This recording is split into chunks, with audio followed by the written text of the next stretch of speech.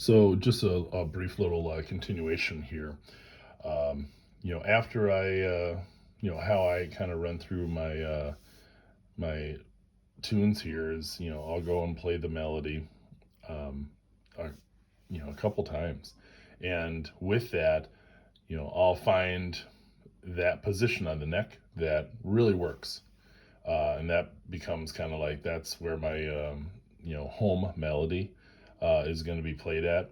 But then also I will, when I go through the second and third time, maybe even the fourth time, I will go and um, take that into a different position and work that melody through in that position.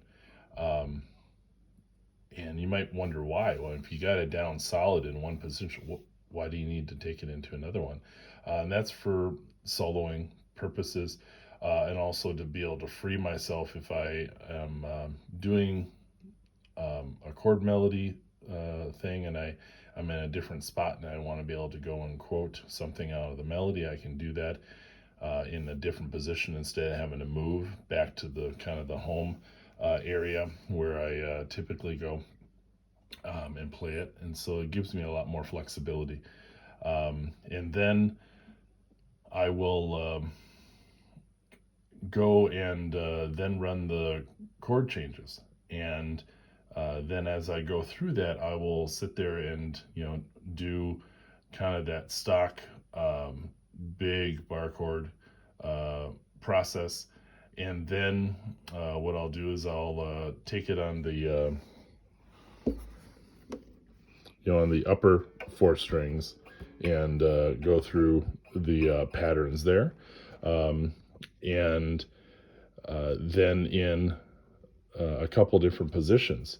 And one that really helps me know my chord positions and chord types, because to be able to go and be like, well, that's my my B flat 7, and that's then the only other one that I have is going to be this one that is there. Um, but if I know that up in eighth position, that is good. Or if I know it down in third position, that's also very good. And so, I mean, being able to be flexible in what and how and where you play is really important from my perspective, because depending on the instrumentation of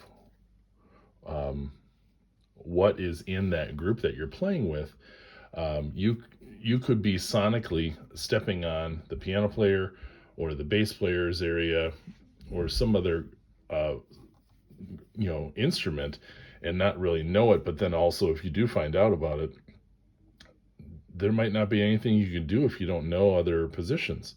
So this just gives you a lot of flexibility to be able to go and play it.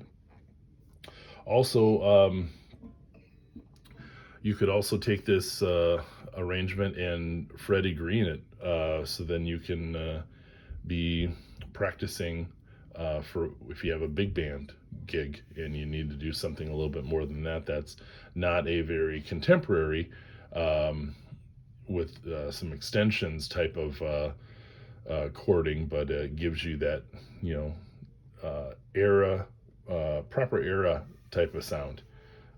So anyway, just a little bit more thought onto that. So tell me what you think. How do you practice? What are the things that you do? So looking forward to hearing people's comments.